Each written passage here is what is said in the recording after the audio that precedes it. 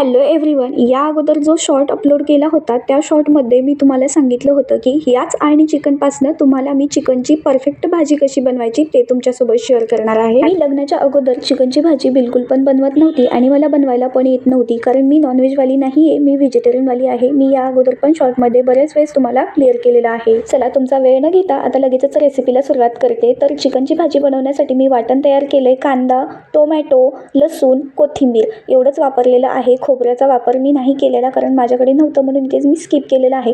तसंही मी आळणी चिकनमध्ये खोबऱ्याचा कीस घातला होता, त्यामुळे या वाटणामध्ये मी खोबऱ्याचा वापर नाही केला. तर वाटण छान तयार केलं, तेलामध्ये छान असं परतून घेतलं. वाटणामध्ये आता आपल्याला घालून घ्यायचे आहेत काही घरगुती मसाले. त्यामध्ये मी घातले हळद, धना पावडर, काळं तिखट, लाल तिखट आणि चिकन मसाला आणि चवीप्रमाणे मीठ घालून छान असं वाटण परत एकदा परतून घ्यायचं. आता वाटण खाली करपू नये म्हणून काय करायचं, आपण जे मिक्सरच्या भांड्यामध्ये वाटण काढलं होतं ना, तेच मिक्सरच्या भांड्यामध्ये थोडंसं पाणी घालून परत एकदा वाटणामध्ये टाकून घ्यायचं आणि छान असं हलवून घ्यायचं. एक तरी काढून घ्यायची आणि तरी आल्यानंतर आपण जे आळणी चिकन शिजवलेलं आहे ते यामध्ये घालून घ्यायचं आहे. मी तुम्हाला आळणी चिकन पण आमच्या भागाकडे कसं बनवतात ते सुद्धा तुमच्यासोबत शेअर केलं आणि आमच्या भागाकडे चिकनची भाजी पण कशा पद्धतीने बनवतात हे देखील तुमच्यासोबत शेअर केलं.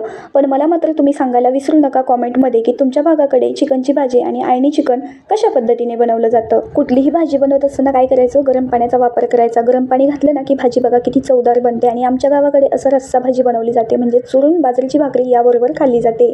तुम्ही कशाबरोबर चिकनची भाजी खाता, बाजरीच्या भाकरी बरोबर की ज्वारी बरोबर की चपाती बरोबर, नक्कीच कॉमेंट करा. आणि रेसिपी आवडली असेल तर लाईक, शेअर आणि सबस्क्राईब.